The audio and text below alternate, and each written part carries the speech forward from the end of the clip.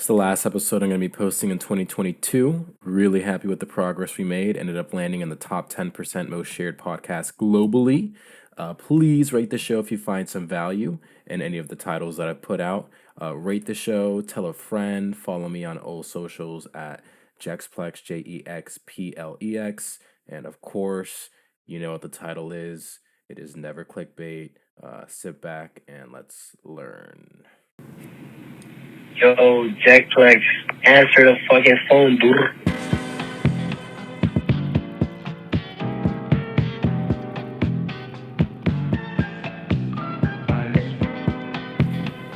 Hello? Jack.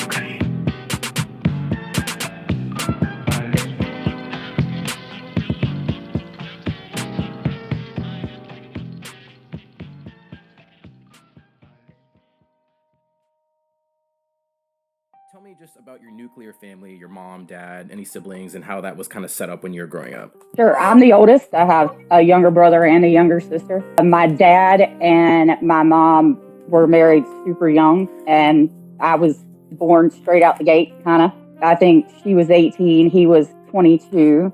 It was chaos from the beginning.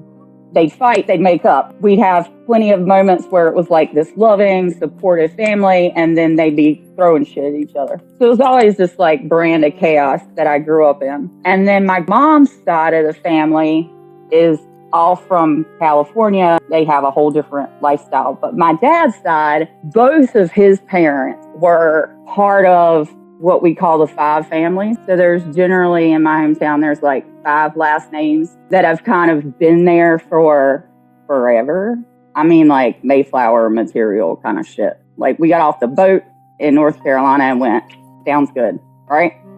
So they've been there for centuries. And there's these basically 5 or 6 last names that we all just kind of rotate. Like you are encouraged to marry within those families. You're like heavily involved with all of those families, like all the community events. They run all the churches. They work in county offices and courthouses and stuff so they can get things done. And it is kind of like this low-key kind of country mafia community thing where... I mean, they just have control over like a lot. Yeah, and they all... A lot. And it's kind of like a fight club, right? Like we take out your trash. We cook your meals. We drive your ambulance. You know, don't fuck with us kind of thing. And so you learn real quick that like you don't talk. And especially in my house, you didn't talk back. You got backhanded. You learn not to say shit. And my grandfather was always very open about how much he hated blacks and Jews. It was just, he would sit around talking about it sometimes. He'd go on a rant about you the would politics. sit around talking about it. Oh yeah. No, like it was like very common for him to just be like, fuck those guys, basically. One time I was at lunch with him. I had to have been 16 because I think I drove my own car. We're sitting in this little restaurant because he always ate at the same 4 places around town. Everybody knew him, right? We're sitting in this restaurant. It's raining outside. I'll never forget this. I wanted to crawl in a hole. Crowded restaurant. It's raining outside. This woman comes in to pick up her takeout. And obviously she's taken out, right? She's not sitting down. She's just picking up her takeout and leaving. She was running in just for takeout. It was very obvious to me and everybody else in the restaurant that she just didn't want to turn her car off in the rain. So she left it running and the lights were on, of course, because the car's running. So she comes in and she's standing in line to get her food. And my grandfather looks over my shoulder. And of course, it's a black lady. And he screams at the top of his lungs, "Hey, you stupid N-word. You left your fucking lights on." You said it with a hard R? Oh, yeah. So, always. So really quick, like, you know, you said earlier that you kind of wanted to crawl in a hole when this happened. What were the general reactions of the people around you? None. Full silence. Dead shock. Nothing. Nobody said anything. I know I sank 4 inches in my chair under, like, trying to crawl under the table. And I made eye contact with her with this face like, I am so sorry, right? So like I looked at her and I went, and like I just made that face like, I'm so sorry. So there's I can't do anything if I can't go against my grandfather, especially not in public. Do you still feel guilt for this? It seems as though you kind of feel like a little bit. Oh, yeah. No, of course I do, because how can I not?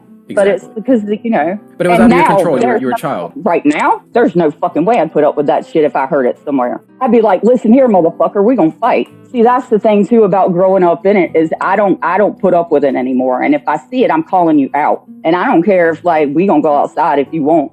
Because I don't fucking play that shit. I saw how it ruined my family. I couldn't bring friends home. I mean, I'm not happy that you had experienced that, but I'm very happy that you have this opinion on it, your zero tolerance on it. I feel like if we all had this approach to it, that level of hatred would just disappear from the world, and we would literally just be better off as a society. And if we don't start standing up for each other, it's not going to happen. See, that's the part that was so hard for me to watch growing up, is that here I've got my aunts and my mom and there were people within the community and even within the family who were like, this is not okay, but it was dismissed with that's just how they grew up or that's how they were raised. And I feel like that's just as wrong to not address it, because then they continue to think that this behavior is okay. Goes unchecked. Right. And then it just continues to maintain a grip on that community. And especially when you think about the capabilities that this community had before, to putting acid in public pools where black people were, that way they couldn't literally go in pools just to have fun.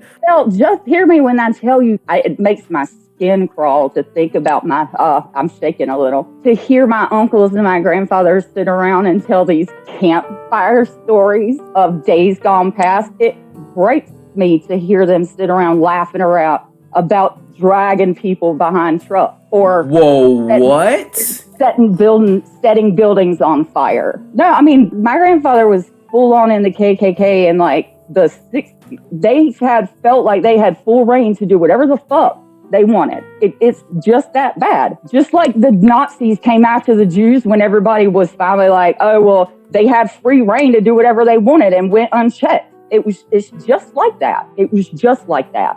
They felt that they could do anything. And they sit around later on and bitch about how they can't kill people like that anymore because it won't go unchecked anymore.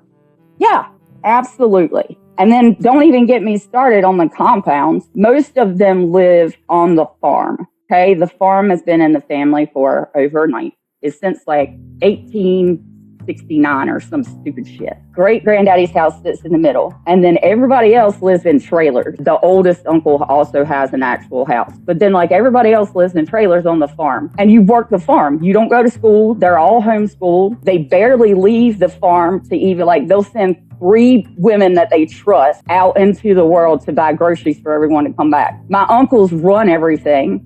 They're constantly wife swapping. All of their fucking kids look alike. There's rampant child abuse to the point that even when we would go over there for Thanksgiving and Christmas, because that's the only time we would ever go, my dad and mom made sure that us 3 kids stayed close to them the whole time and that we didn't go anywhere without a buddy at a family reunion. And I was point blank told to my face by both my dad and my mom, you stay away from Uncle so-and-so. You fucking hear me? As far away as you can get. His own son murdered his girlfriend. He's a sociopath, and it's due to years of fucking abuse that goes unchecked, has gone unchecked. Wait, whose son murdered whose girlfriend? Okay, my dad's mother's brother's son. My dad's mother's brother's son. So it's like my second cousin or something. He's a sociopath. The rest of us cousins growing up, he always acted real weird. And we were always like, that kid's fucking weird. But we didn't know what was happening to him. He was being constantly molested by his dad. And then when I think he was a teenager or something and he murdered his girlfriend because she pissed him off or something and he fucking killed her. And then my aunt tried to help him hide the body on the farm. I feel like oh my God. I'm telling you, my life is insanity. That's why I got out as fast as I could. I was boosting cars at 14 and fucking just running. Okay, how do we dissect this? I mean, good luck. I mean, how do we Hey, look, you and my therapist should get together because he says the same fucking shit to me. He's like, I don't fucking know what to do with this. And I'm like, right? How do we start? Yeah, it's called dark sense of humor. That's my first step because without it, I would not be right here. I would have checked out a long time ago. I just have to chalk it up to like, of course it's wild. And that's the thing too, right? Obviously, of course it's wild, right? And you can just read history and be like, wow, it's wild. But it's another thing to read it and another thing to hear it from somebody who actually experienced it too. You telling me this, like, it just does something to my brain where it's like, it's like I'm getting hit in the head with a hammer, and like I feel how real it is. Obviously, I know it's real. They are still like that. I can 100% guarantee you, if the social economic climate would change, where it would be okay, semi-okay for them to start doing all of that again, they would. They would take delight in it even. It is not something that has gone away. It is not history. It is present day. It can and could happen at any point. If they felt like they could go back to acting like that with very little repercussions, they absolutely would. You know, so you told me that story about that lady who went to go get that takeout. Your grandfather called her what Right. you called her. Did the people around you feel any shock or anything? Oh, yeah. The room went silent. Everybody kind of like quit eating. Like you could hear a pin drop in there. You know what I'm saying? Like everybody kind of stood around going, like they don't know what to do. And she just kind of like ignored it, paid for her food and left quietly. And then everybody kind of went back to eating. You know, there wasn't any kind of engagement from anyone. I had to have been 16 because I'm pretty sure I drove my own car there. So at what age did you manage to completely get away from all of it? Well, see, that's the part that gets kind of fucked up. And this is something I've dealt with for an extremely long time. And this is where it gets kind of complicated. Okay. My dad is kind of volatile, or was. He passed away a while back, but he was schizophrenic, maybe bipolar, I'm not sure, undiagnosed. So he was kind of all over the place. So him and my mom would fight. And when she finally left, I think I was like 12 or 13. Okay. Now, the thing about Daddy was, I knew he wasn't going to make it. He was an emotional, like he was going to kill himself if he didn't have somebody taking care of him. So I told Mom, I got to stay with Dad. He's going to fucking kill himself if I don't. And she's like, fair enough.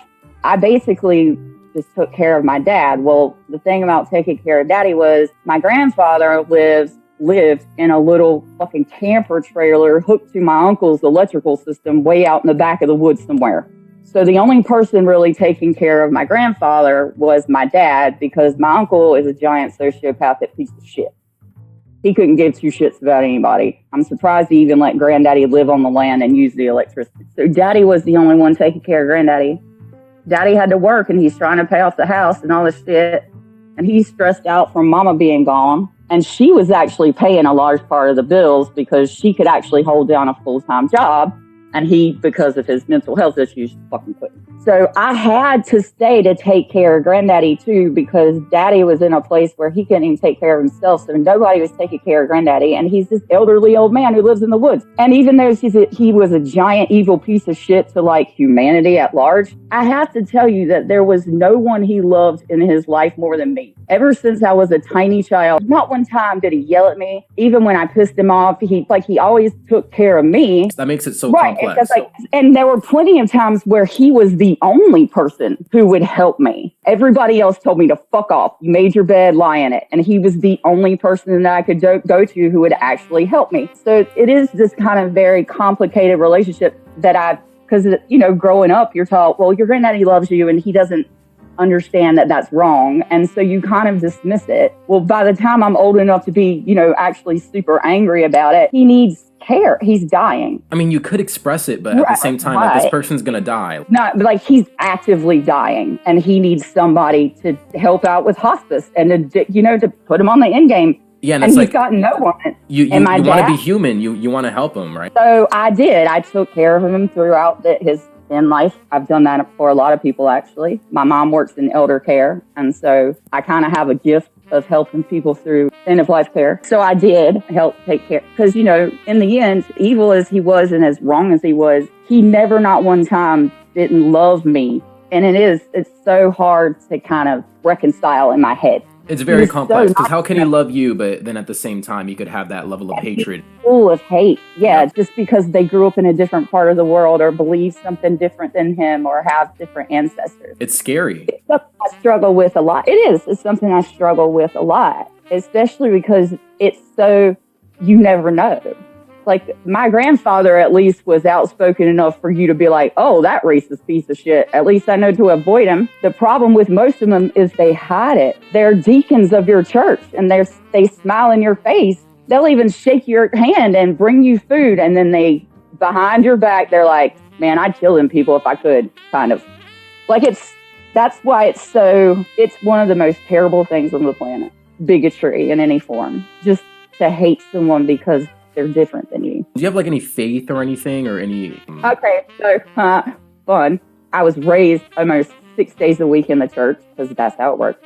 So by the time I hit 14 or 15, I was like, fuck that noise, right? You kind of go the other way. I got really into pagan witchcraft. That's about as far as you can get when you're raised Southern Baptist, right? Like, I kind of wanted to go big fuck you. Got in a lot of trouble when my mom found my shit. You know what I'm saying? But I never stopped practicing. Something about it gave me peace. And now I'm a practicing folk witch. I've do all of it. Spells, tarot cards, bone readings, the whole deal. I've been doing it now since I was about 14, and I'm 43. So almost 40, almost 30 years I've been practicing. Mm-hmm. Or since you have this belief, like, what do you think your grandfather experienced in the afterlife? Do you think he had any consequences afterwards in his life for that hatred? Or do you think that... I do. I certainly do. And can you kind of define those for me? Like, what do you think, what do you think he experiences? Or what do you think somebody should get? Or what do you think happens when somebody has that level of hate in their life?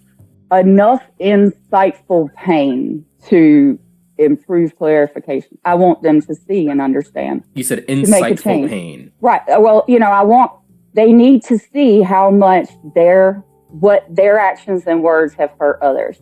If they could feel everybody else's pain for what they've done and then have that awareness of, holy shit, maybe I shouldn't fucking be a giant asshole, that would be great. Like, I don't think anyone should burn for fucking eternity. Yeah, it's crazy. I mean, I've met a few evil people, and even them, and hear me, I know evil. I've met plenty of evil.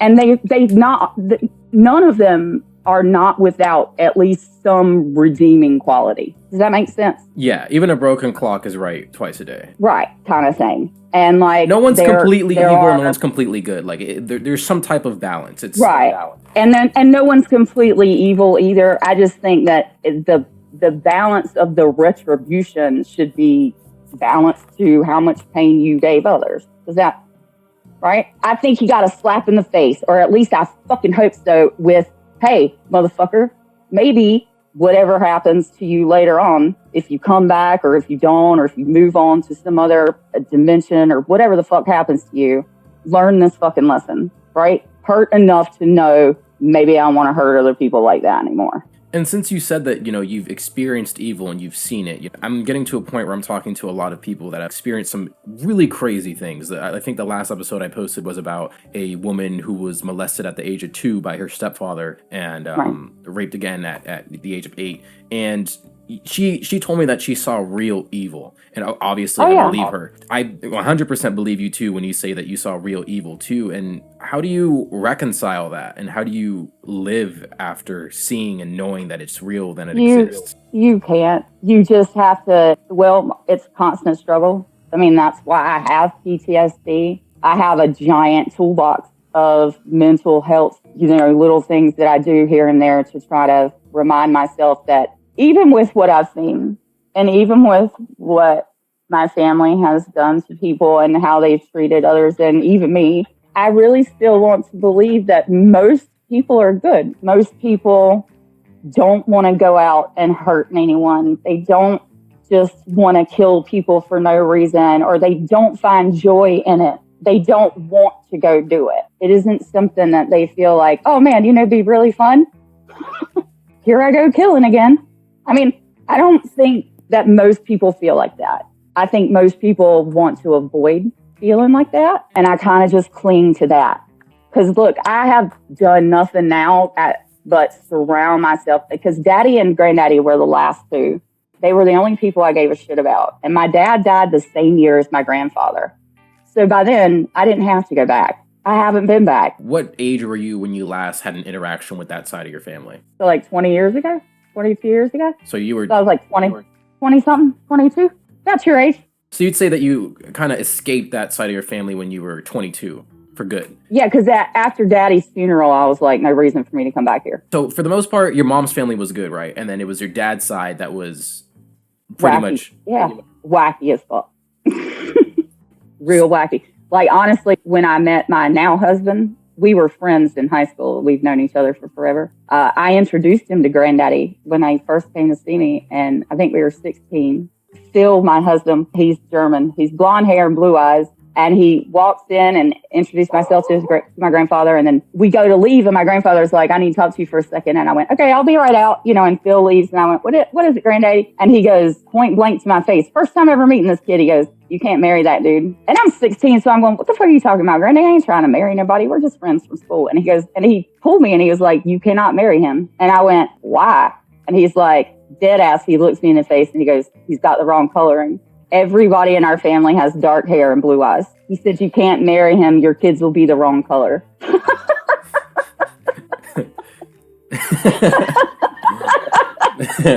Yeah, right? Just wacky. And I was like, whatever, Granddaddy. You can't do anything else but laugh. Because it's so fucking wacky. I think that my brain can't wrap itself around it. It's impossible. Oh, no, they had a big thing with eugenics. See, that's why there was only like 5 or 6 last names. And then there was a handful of other ones in the county that you were like, well, they're okay. But then if you married outside of those, it was like, how dare you? You told me that story about, I think, when you were, 8 or 9 at that restaurant. So what are some other notable experiences that you had with that side of your family? Well, they're all nuts. And they would say the craziest shit. Like, and my uncle was one of the worst ones, my dad's brother. I watched him one time swing a cat by its tail around and around and around until he broke the cat's tail. What? Just because fuck that cat, it was on my porch or something. It was like a stray and he didn't want it in his yard. So he snatched it up and he slung it around several times until its tail broke. And that thing ran off. I mean, he was legitimately a sociopath. There was some teenagers that kept going around the neighborhood and would like hit the mailbox. Or no, they were running them over with their truck. They had like a push bar on their truck and they were running over mailboxes here and there just because they're teenagers and they're being stupid. And they ran over my uncle's mailbox. Like, I think he had to replace it like twice. And so he went out there and buried a railroad tie, like 6 to 8 feet deep in the ground, and then stuck the mailbox on top of it. And the next time they hit it, they totaled their truck. Oh, he did that on purpose, knowing. Uh-huh. Oh, yeah. That was like and a then trap. he had a guy working for him that he kept telling the guy, hey, man, don't back up in my grass right there. You keep backing up in my grass. Don't back up in my grass right there. Well, the guy just, for whatever reason, wouldn't stop doing it. So he laid out nail strips and popped all his tires one morning. And then he came out there and laughed at him.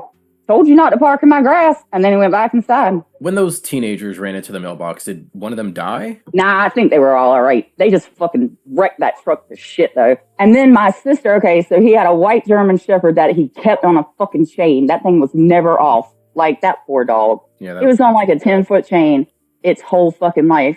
And he never played with it or anything. I don't know why he had it. I guess he just thought it was pretty or something. Because he'd feed it, but he would never really, like, play with it or anything. So it had, like, fucking no social skills. Yeah, the dog is, like, unsocialized. Like, he got anywhere near it. That thing was like, right? Mm-hmm. Well, one day we were out there working on something. Because, see, that's the other thing about the community is, like, you can't, it's inescapable. Everybody around you is so broke that you can't afford to take care of yourself without your community. So what would happen is if anything broke at anybody's house, everybody went over there to fix it. So it's like if there was a hole in the roof, it's like, God damn it, we make 3 phone calls and then the next thing you know, you got 15 dudes at your house fixing your roof. You see what I'm saying? It would just be like, my shit's broke. All right, we're coming to help kind of thing.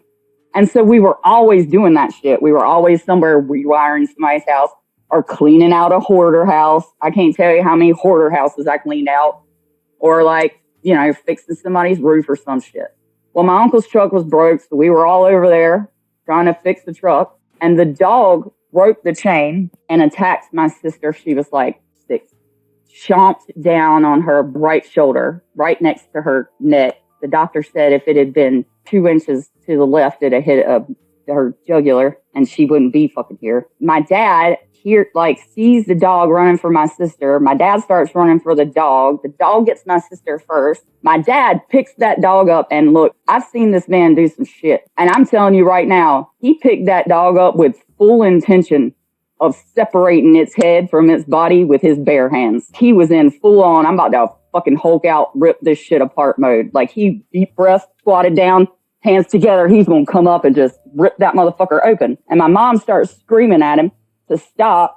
So my uncle comes out, changes the dog back up. They rush my sister to the hospital. So the doctor's protocol is like, well, we don't know what's up with the dog. It doesn't have a fucking shot record, of course, because my uncle's a piece of shit. And so they're like, either we have to kill the dog and send it off to get it tested for rabies, or we have to give this 6-year-old girl something like 8 shots in her stomach or some bullshit. Like, I don't remember. Oh my God, bro. That is such a bad situation. And my uncle refused to kill it. He said, I'm not killing my dog.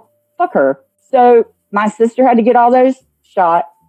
And then hear me, 2 weeks later, my uncle went out to feed that dog. That dog bit him in the face, put 32 stitches across his face. That dog bit him in the face. He walked right inside, grabbed a handgun, walked right back out and shot it.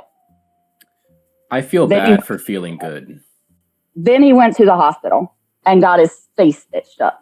What a piece of shit. And it would have been different, too, if he actually cared about the dog. Because there are some dogs, if you get like a rescue, for example, rescues come from houses like that, where they aren't properly socialized. Then you got to socialize them. And sometimes they make mistakes in the process. And it would have been different. He was like, no, don't kill the dog. Like, I'm very sorry. Like, this and that. Right. Like, no, he just wanted to keep, it was just an object to him. It was just... It was just, that's my property, and I don't feel like I should have to destroy it, kind of thing. There was no emotional connection. There's no love or compassion for the animal. It's just like, it's and not for his wife, and not for his kids either. He treats his wife and his kids like shit. His wife was the beauty queen. He only married her because she was like pretty or whatever. And really quick, you said was your dad like actually involved in the KKK at one point, or no? Oh, no. So he was... My dad was always against it. My dad saw how horrible it was with my grandfather growing up, because like my dad is a people person. Like, my dad loved people. My dad's funeral was one of the biggest funerals in the county because he just loved everyone. Like, he'd bend over backwards to take care of people, and that's how he always was. He always kind of recognized that, nah, this is straight bullshit. There's no reason to be mean or to be hateful to people. Plus, see, my grandfather was the chaplain, which means he was basically like the pastor.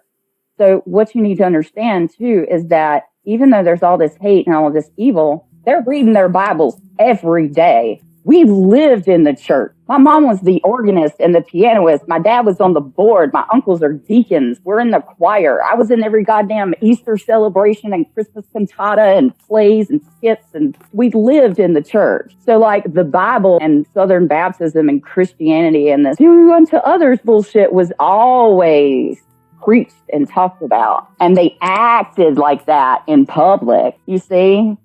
So everybody else in the community, unless you were on the level or unless you really knew us or if you were part of the family, you knew. But everybody else in the community still thinks that they're like super nice, God-fearing community folks. But on the inside, it's... Oh, if you're in the family, you see it's a very fucking different ballgame.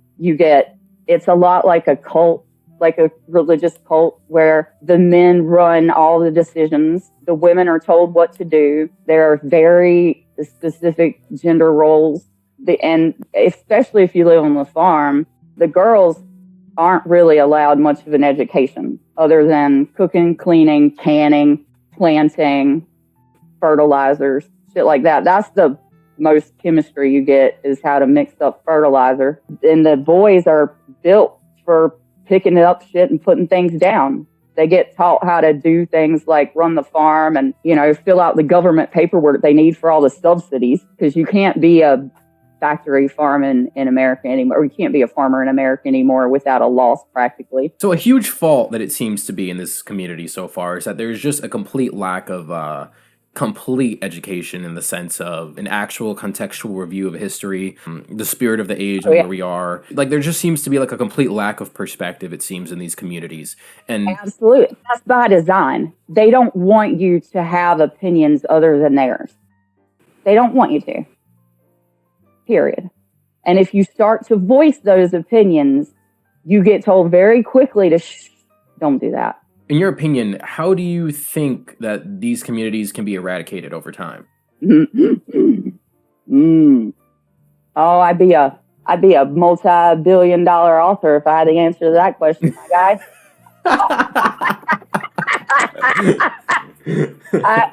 I got nothing on that because it's insidious. And look, my town is no different than hundreds or maybe thousands of other towns across the South. Thousands?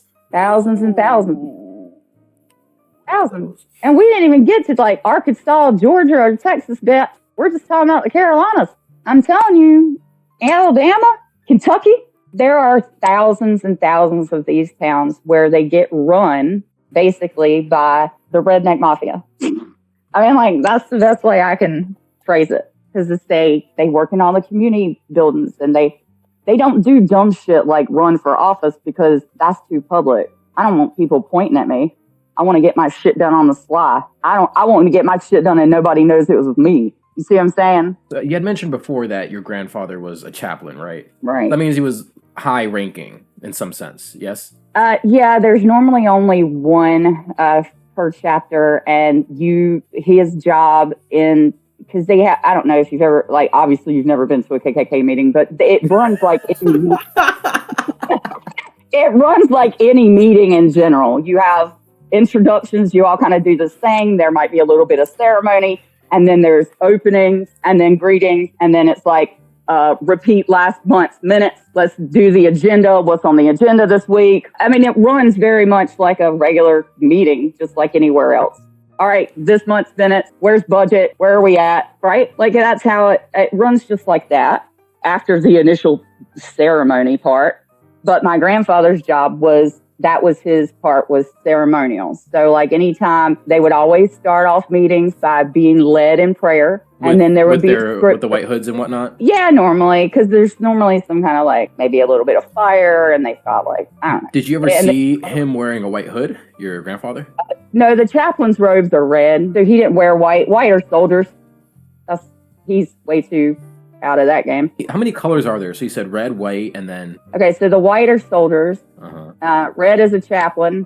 And then I think there's black and purple, but it's been a long time since I looked. And black and purple signify? I can't remember which is which. One of them is like, I believe it's lieutenant is what they call them. I can't remember if it's like sergeant or lieutenant. I want to say lieutenant. And then the other is Grand Dragon. But now there's more than just one Grand Dragon. It's kind of regional with that. It's like a regional manager. A regional manager for the KKK, bro. That's insane. You have to realize that it absolutely has to run like a business. It does, yes. It is a business. It is very much a business, just like a church is a business. Yes, and it's lucrative. Yeah. They have a budget. They have meetings. They have, they have ledgers. They run all of that. And a lot of it runs on crime. So like cheap cigarettes, right? And because like cigarettes in the South are way cheaper than like New York. So like one of their big games was once a month or something, somebody would take a big truckload of cigarettes from here to New York and sell them, or here to Jersey and sell them. Because you can turn a profit on, because the cost difference is just so much more. Like there was always these side hustles. One thing to recap. So once again, white would be lowest, and then red, right, and then purple / black. Red's just it's more like white and then black, because that's your army. So the white are the soldiers, and then the blacks are the lieutenants that used to be soldiers, but now they run groups of soldiers. And then the chaplain is just the pastor. Like he's just there to preach and keep everybody on the level with God. Right? So do you think that your grandfather, I mean, obviously, clearly, I don't want to say not as bad, but... No, he was all about that life. So he was 100% about it? Oh, yeah. No doubts whatsoever? No doubts. Like, if he saw me, he would... He would look at you with utter disgust, like you shouldn't exist. He might not think, I want to kill you. personally, but he looks around at everyone like that. Yeah. It's like these people He's shouldn't exist. such a hater. Such a hater. Right. Like just, yeah. And it makes no sense. See, that's the part that's so hard to wrap my head around. It's like, why? It really does come down to like, and it's a shitty thing to say, but my dad was like, that's really just because he's so embroiled. He never got another perception. You see, he never got another perception. He was always in the life. So we were talking about these communities and how, education is kept from them, but it seems as though, I mean, at least yours in particular was pretty not financially well off for the most part. So when they're doing like these, I guess you can call them like KKK fundraisers, what exactly are these funds going towards? Well, see, all of that happened kind of before, like by the time that I was old enough to even realize that Granddaddy was in the KKK, they weren't doing active meetings anymore. I know most of his information because he would sit around and talk to me. It's not like he was at 80, he's not still, or 75, he's not still fucking going kind of thing. They don't exist in the grand scheme anymore. You can't just roll out with like 40 people in robes somewhere anymore. So it was more like him just explaining to me like nostalgia. How old people love to talk about what they used to do. And then he would show me all these photos. Like I have somewhere in my house is his old Klan handbook. I think I put that shit in the attic under like 18 protections. I'm like, fuck this. I didn't want to get rid of it because it's like a historical document, but that shit's in like, it's got like 18 spells and wards on it, and it's in like a lead box or some shit.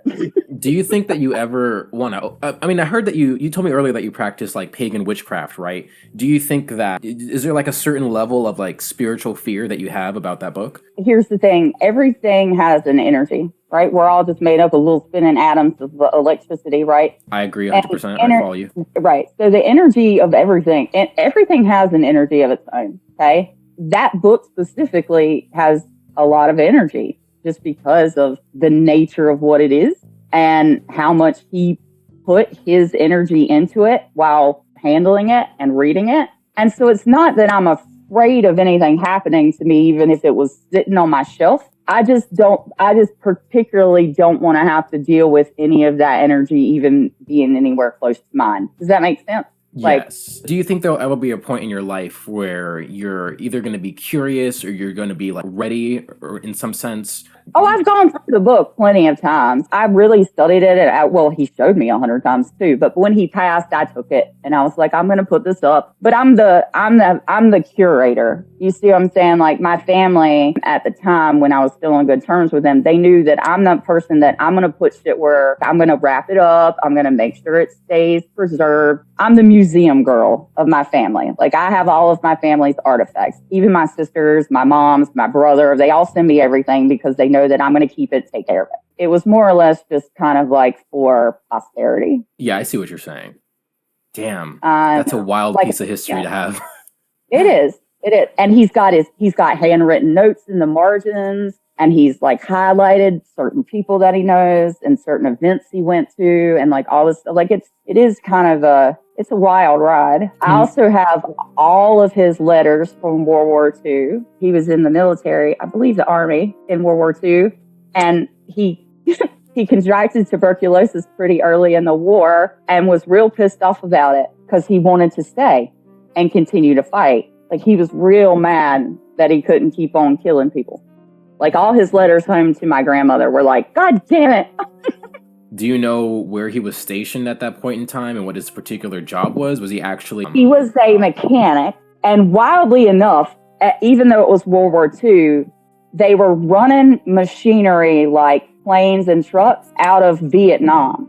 So I'm pretty sure he was actually stationed in Vietnam, and he would fly tanks and trucks back and forth to the lines. Like he was a master mechanic or something. And so when they needed shit fixed, they'd ship it to him, and then he'd fly it back on like a C-130 or something and drop it off. And then I think he got tuberculosis because he sought out a hooker in Vietnam or something. Like I don't quite remember all the details. And then he got tuberculosis and got sent to a military hospital, and it made him mad. And he spent the rest of the war stateside at a military hospital. What were some other things that you read besides the letters in the actual book? I've got a lot of his stuff, actually, and my dad's old Bible. I mean, there's some... See, here's the thing is like... One more question on the book. Can I ask about like the nature of like the spells? Like spells, and I put a bunch of words on it. So basically, you kind of just want to wrap it in something that you drape in your own energy to cover up the energy of the thing that is in there. So I just took several like cloths. Like I have a white one, and then a black one, and then a red one. And I just, as I'm wrapping it up, I'm like soaking that cloth in my energy instead. And I'm going, you know, it's like, Granddad, I love you, but you are a piece of shit. We got to put this away. Because I don't do like a lot of witches like, come up with rhymes. And I just fucking talk to shit. I'm like, look, we're not fucking doing this. Yeah. All right. Look, I don't need this energy in my life. So we're just going to wrap you up. Thanks, Granddaddy. Appreciate it. You know, and then I put it up somewhere and it's all tied up in ribbon and it's just like, now it's pretty to me in my head. Does that make sense? Like now I'm feeling my energy coming off of it because it's all wrapped up in my comfy blanket instead of being the thing that it is. All magic is just an energy transfer. It's more like it's like a manifestation thing. You're just putting out there what you want to happen or what you like. But it's not like, please, Lord, give me this. No, it's more like, hey, it'd be really cool if like went down. Yeah, I've read some of the works of Neville Goddard and Joe Dispenza, and they say a lot of things that are along those lines. They're not like, right. They don't do witchcraft per se, but it really, it just seems to be more of like the same thing, just in different language, if that makes sense. Yeah, it all is. It's just an energy transfer. It's just like that shit, The Secret or whatever, that was super popular a while back. Like, it's just having mindfulness and a mindset of what you want your energy to feel like, and then you kind of just go from there. And then you manipulate it into becoming that. Right, because I just go, nope, that's not going to happen. Like, basically, I'm like, whenever I start to worry, like, oh my God, what if X happens? I just go, nope, that's not going to happen. Because if I dwell on, oh shit, that might happen, then it absolutely happens. Like, one night, my sister, prime example, my sister was driving. She was out on a dark road. We're on the phone. And she's like, man, fuck this road. I hate this road. She goes, man, I'm going to hit a deer. Watch. These fucking deer are always running around this road. Fucking deer out here. And I was like, bitch, you better shut up about them deer. And she's like, why? They're always fucking out here. And then bam, she hit a fucking deer. And I'm like, see, if you just shut the fuck up. Yeah, it's like a self-fulfilling prophecy. And I know what you're talking about. Like if you worry about something too much or if you fixate on something, it literally happens. Right. Yeah, you will draw that energy to you because it's all, look, the thing that is the energy, call it whatever you want. The universe, God, whatever. Yeah. Whatever. The energy of the universe doesn't think about you. It just gives you the option. So it's like, oh, you want that? That's what you want? Here you go. So if you're constantly dwelling on the shit that's negative, then guess what's going to get poured all over you? My whole deal is focus on the positive. And I think that's part of the reason why the craft gives me peace is because there's a bit of ritual to it. So it makes my body slow down and I have to concentrate on what I'm doing. And then it makes my mind slow down because I have to concentrate on what I really want this to do. Usually I don't like motivational Instagram stories. I usually think they're corny, but I think that this one was actually a really, really good piece of wisdom. And I think it has a lot to do with this conversation. Do you mind if I read it to you really quick? Go ahead. So it's called Good Karma, Note to Self. So it reads this. What is my purpose in life? I asked the void. The void responds saying, what if I told you that you fulfilled it when you took an extra hour to talk to that kid about his life, said the voice. Or when you paid for that young couple in the restaurant, or when you saved that dog in traffic, or when you tied your father's shoes for him. Your problem is that you equate your purpose with goal-based achievement. The universe isn't interested in your achievements, just your heart. When you choose to act out of kindness, compassion, and love, you are already aligned with your true purpose. No need to look any further. I think that relates a lot to what we're talking about right now, because if you put out that, literally what you put out is what you get back. It's also about time spent well, because there are plenty of nights that I will crawl into bed next to my husband, and God and Goddess bless this man, because I will crawl in bed at night next to him and go, oh my God, babe, I'm so sorry. I didn't get anything fucking done today. There's still a pile of laundry. I didn't sweep the bathroom like I said I was going to do. I didn't clean up the dishes. I'm going to have to get the kids to do that later. And he looks at me in the face and he goes, babe, you spent 3 hours on the phone helping a friend navigate her way out of an abusive situation. I think that's a little more important than fucking laundry. But like, what are you talking about? Right. I don't feel like you sat around today and did nothing. You think I give a shit about that laundry? I'm a grown-ass man. I know how to wash my clothes if I feel like I need clothes. I'm so proud of you today for helping your friend. And it's that, because I will get in my head about all the shit I didn't do instead of focusing on the things that I did. I think that your husband has a point. It's like those moments that matter the most in life. You talked earlier about seeing evil and like evil because you've seen it. But in the same sense, like good too, right? Because you are good for that. Oh yeah. You can make good too. The thing about that is that have you ever done acid or LSD or anything? I have not. Okay, so there's this thing that happens when you break through your ego, and acid and LSD are fucking great for that. And I grew up doing all the drugs. So at some point, if you get a chance, I highly recommend it. Have an acid babysitter. But what happens is it breaks away your sense of self, and it reminds you that you are at one with the universe. Like, you don't feel like your body matters. It's like everyone is everything, and we are all the same shit, and we're all just made up of the same stuff. Like, it really gives you this perspective of like, I am not just me. I am all these things, and we are everyone, and everyone is us. And there is this kind of like perception change that gives me this kind of sense of leveling up. And then I have to do that sometimes every couple of years to kind of give myself that slap in the face perspective awareness of, bitch, you are not just you. You are not just your body. You are way more than this right here. Exactly. And what you're talking about right now, too, has been talked about, particularly with Buddhist monks, where there are supposedly in meditation, according to the Buddhists, there are 9 yanas or 9 stages of consciousness. Right? Yep. And the 9th yana, which is supposed to be the final one, is ego death, as you're talking about. And it is when you... I think I've reached it for a couple seconds. It's faster. It's like a cheat. You can just cheat. To jump to the end. Take an acid tab. Fine. I think I've reached the 9th yana for a couple minutes, and like if you practice meditation enough and you focus on the breath, you can reach a point where you have that same realization that you just talked about. It's just a different method of getting there. No, I absolutely agree, and I've done it that way too. It's just, acid's quick and easy. Yeah, it seems as though it makes it happen a lot quicker. Oh yeah, or DMT or psilocybin.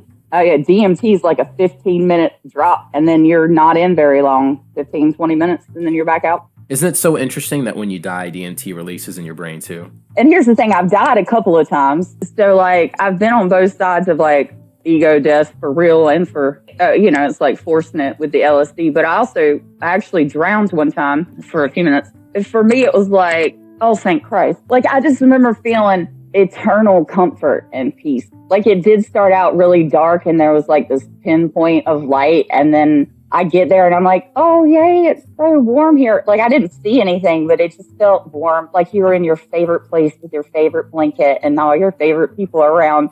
And the next thing I know, it was like, you don't belong here, snatch. And I was like, God damn it. Do you have like a spirit guide? I have a few. Mm-hmm. Have any of them, like, do you talk to one on the regular? Yeah, but now you have to remember too, though, I'm a folk witch, and I grew up in Appalachia. The thing about Appalachian folk magic, especially when you learn it from your grandmother, is you fucking talk to everything, know everything. Like when you're planting the seeds, all right, little seeds, you're going in the ground. We're gonna give you some water. Here you go, grow big and strong. All right. Like when I go around and water my plants, I'm like, what are you doing? Why do you look weird? What do you need? And then I kind of wait, and I'll hear, like, I'll get like in my head, like, bitch, the humidity's off in here, and I'm like, oh my shit, my bad. Yeah, and it's like something you receive. Like, it's different. It's different when you it's not imagination. It's a different feeling. It's like, it's something else. I can't put my finger on it. I am told point blank by something other than, it's like outside of your consciousness. It's so weird. I don't know how to explain it. Absolutely. And so like one of them is my great grandmother.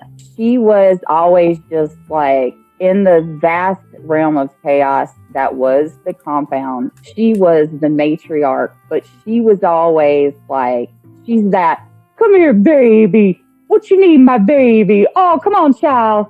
Let's get your let's get you handled. Right, like she was the caretaker, and she used to show me stuff. And she was the one who was like, one day, I had a wart. I think I was like 8, and she was like, "Oh, child, no, we don't take that off. Come here." And like she's rubbing a penny on it, and she's like, "Okay, I want you to take this penny tonight, and I want you to go outside at night sometime tonight, and I want you to bury it next to the garden gate." And I'm like, "All right, Grandma," like shit like that. And then it would be gone like 2 weeks later. And I don't know if it's like the copper oxide or just like a placebo effect of my thought process. But like shit like that would just always kind of work, right? Again, it goes back to manifesting what you want in life. And we would just talk to everything.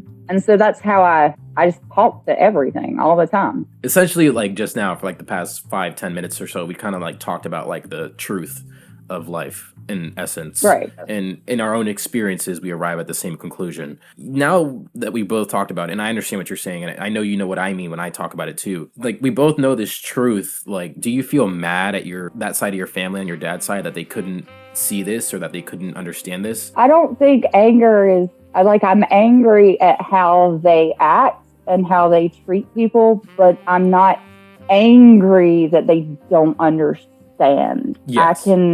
I can recognize that they just haven't hit a point in their journey where they are willing to recognize that perception. I want to help them, but I don't know how. I ask for my own sanity, kind of have to forgive their actions due to the fact that they have a lack of perception. And then I have to deal with my own personal guilt about not being able to be one of the people that offers them that perception, because I can't do it. I'm too close. They'll crucify me.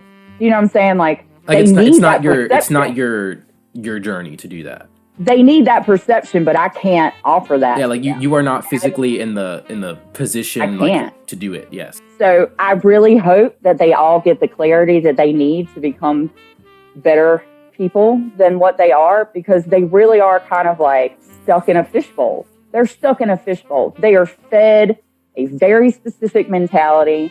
It is extremely hard to break away from that mentality and that lifestyle because it's so insidious and so ingrained. It's so hypocritical. And there's so much of this sense of community where you have to have balls of steel to break out, because you know you're going to be alone. You're going to be on your own. You've got no support system outside the family. You see what I'm saying? Because they've made it that way.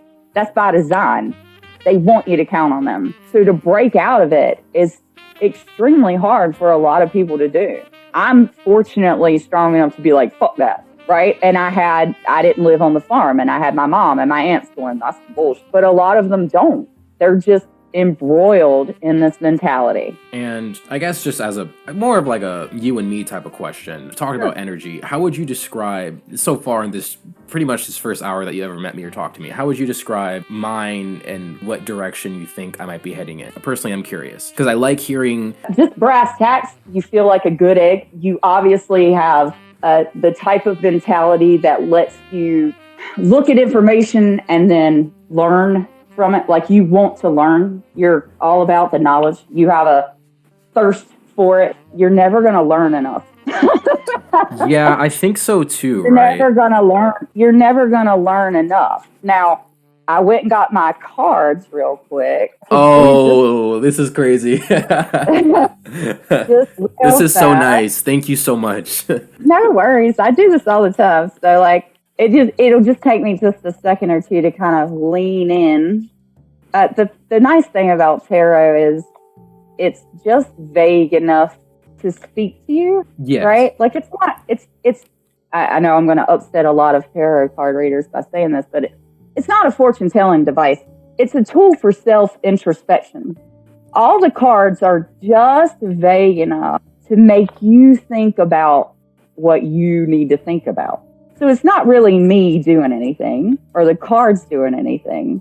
It's just a piece of information given. Another way to, right. It's like it's just a little thing to make you think about it kind of in a different way, or it's kind of like, you seen like those cartoons where like there's somebody at the edge and then someone just pokes them and they fall over. It's just that poke, just enough. I just kind of want to get a feel for it real quick because this is an interesting pull. Are you having any relationship problems right now? Are you in a relationship? I am. I don't think I am though. No, no, I'm not saying that you're having problems. My point is that you are, whoever you're with right now is good for you. How about that?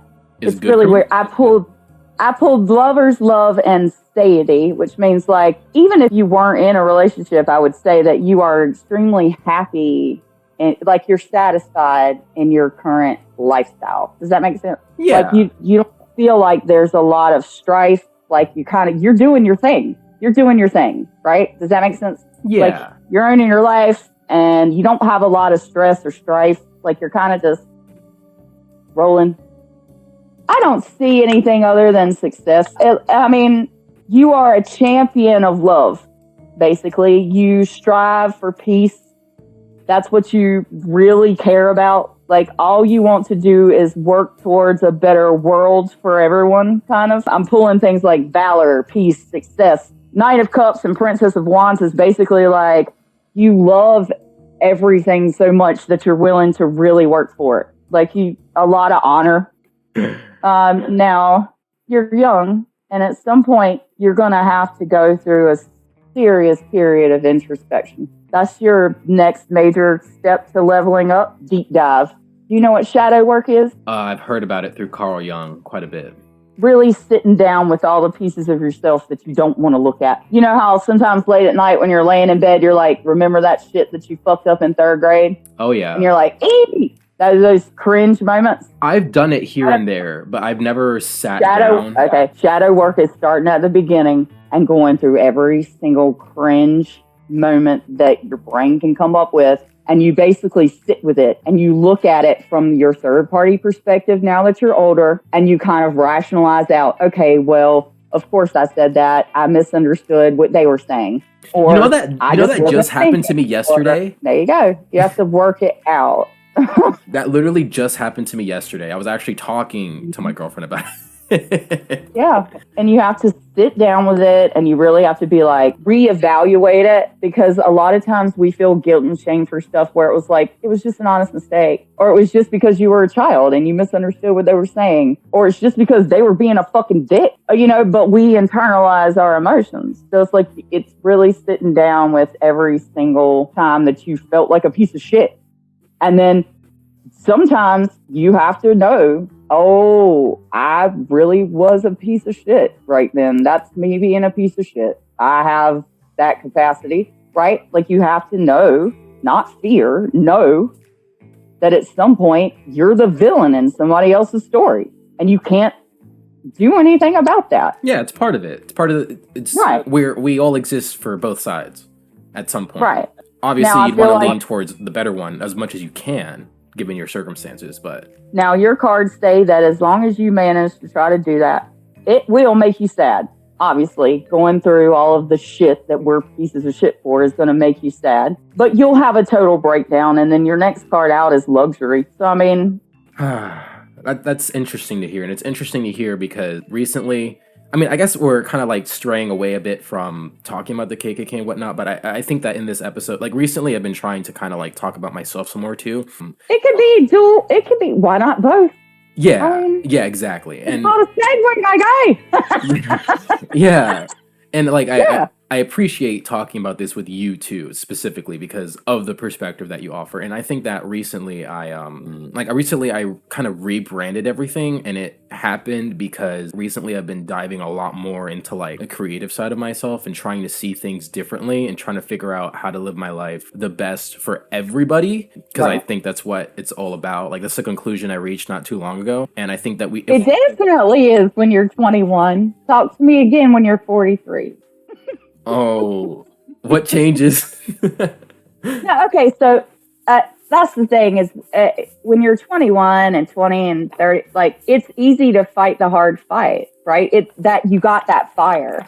I can't tell you, like, protests, fuck yes. Revolutions, all about it, right? Now that I'm 43 and I got 3 kids that really depend on me for their life and survival, yeah, I'm a little more reluctant to go maybe die somewhere. in a protest. Not only that, but I'm old now and my body is broken. It is getting worse and worse every day. You'll do all the things that you want to do with your body right now, because it really does. Like, I pulled a muscle fucking flush in the toilet the other day. So like, just, yeah, get on the stick. It's a young people's game. Word to the wise. You want to fight a revolution? You want to protest? You want to do all that, like, fight for humanity shit?